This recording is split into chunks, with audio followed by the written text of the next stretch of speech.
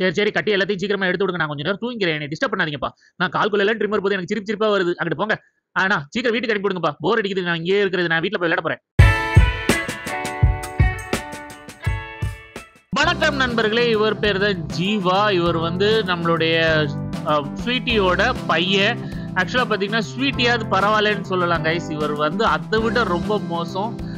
Heavy வெயிட்டாக இருந்தார். So வந்து டயட் கண்ட்ரோல் கண்டிப்பாக பண்ணுங்கன்னு சொல்லியிருந்தேன்.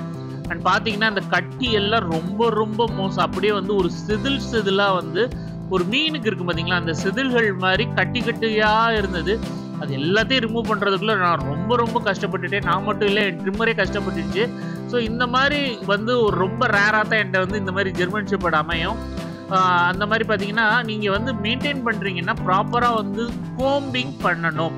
கோம்பிங் பண்ணலைன்னா ஒரு ட்ரிபிள் கோட்டோ இல்லை ஒரு புஷ் கோட் ஜெர்மன் ஷெப்பர்டுக்கோ இதுதான் நிலைமை. ஏன்னா வந்து அவங்க வந்து அதிகமாக தண்ணீர் விரும்புவாங்க. குளிக்கிறதுக்காக இல்லை, அந்த ஈரத்தில் படுக்கிறதுக்காக. அப்படியே படுத்து தான் கட்டி உடம்பு ஃபுல்லாக சேருது. ஸோ நீங்கள் பார்த்தா தெரியும், அவனா ரொம்பவே டயர்ட் ஆகிட்டார். இவருக்கு நான் மசிலே போடலை, ரொம்பவும் ஆனால் பேசாமல் தான் இருந்தார். அந்த கால், அந்த இடுக்கு, இது எல்லாமே வந்து பார்த்தீங்கன்னா ரொம்ப கட்டி. ஏன்னா இது இந்த அளவுக்கு வந்து நானே எதிர்பார்க்காத ஒன்றுன்னு தான் சொல்லணும்.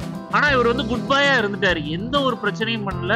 நம்ம எப்படிலாம் இங்கிட்ட அங்கிட்ட தலையை திருப்பினாலும் சரி, எல்லாத்துக்கும் வந்து ஓகே, நமக்கு எது என்ன செய்கிறாங்கன்னே தெரியலனாலும் குட் பாயாக பேசாமல் இருந்துட்டார். நீங்கள் பார்த்தா தெரியும், தூங்கிக்கிட்டு இருந்தார் பாருங்க. இப்போ இது இந்த ஃபேஸ் ட்ரிம்மிங்லாம் பண்ணுற தூங்கிட்டு இருந்தார். இது பார்த்தீங்கன்னா அடிப்பகுதியில் இருக்கிற கட்டி. இதை வந்து அப்படியே இன்னமும் ஒரு கல்லு கணக்காக இருந்ததுன்னா பார்த்துக்கோங்களேன். இதை எடுக்கிறதுக்குலாம் நல்லா ரொம்ப கஷ்டப்பட்டுட்டேன். அதுக்கப்புறம் அதையும் ரிமூவ் பண்ணிவிட்டு காலில் எல்லாம் இருக்கிற ஃபர் எல்லாத்தையும் அந்நியவனாக இருந்தது. ஸோ அதையெல்லாம் ரிமூவ் பண்ணிவிட்டு வாலையும் பாருங்கள், வாலில் இருக்கிற கட்டிகளை பாருங்கள். ஸோ எல்லாத்தையும் உடம்பு முழுக்க ரொம்ப ரொம்ப கட்டியாக. ஏன்னா ஸ்வீட்டியை விட இவரை வந்து அதிகமாக தண்ணியில் படுப்பாராம். ஃபுல்லாத்தையும் ரிமூவ் பண்ணி நல்லா குளிப்பாட்ட ஆரம்பிச்சாச்சு. ஒரு செம்ம ரெஃப்ரெஷிங்காக இருக்கும். ஆனால் இவரோட வெயிட் வந்து ஜாஸ்தியாக தான் இருந்தார். நீங்கள் பார்க்கலாம், நல்ல வெயிட்டியாக இருந்தார். ஸோ அவங்க பெட் பேரண்ட்ஸை சொல்லிட்டேன், கொஞ்சம் வெயிட் கண்ட்ரோல் ரொம்ப முக்கியம் அப்படின்னு. அதுக்கப்புறம் ஷாம்பு போட்டு நல்லா தேய்ச்சி விட்டு குளிப்பாட்ட ஆரம்பிச்சிச்சு. இவருக்காக ஸ்பெஷலாக கண்டிஷனர் முதற்கொண்டு போட்டேன். ஏன்னா வந்து ஸ்கின் ரொம்ப ட்ரையாக இருந்தது. ஸோ கண்டிஷனர் போட்டோம் அப்படின்னா ஸ்கின் கொஞ்சம் அந்த ரஃப்னஸ் குறையுங்கிறதுக்காகவே ஸ்பெஷலாக கண்டிஷனரும் சேர்த்து தான் போட்டேன். நீங்கள் பார்க்கலாம், நல்லா ஸ்க்ரப் பண்ணி அவரை நல்லா குளிப்பாட்டிட்டு அதுக்கப்புறம் வந்து நல்லா துவட்ட ஆரம்பிச்சாச்சு. சார் வந்து ரொம்ப குட் பாயாக இருந்தார். அவங்க அம்மா மாதிரி இல்லை, ரொம்ப சென்சிட்டிவாகவும் இல்லை. நல்லா குளிப்பாட்டி துவட்டி அவங்களை கிளப்ப வேண்டிய நேரம் வந்துருச்சு.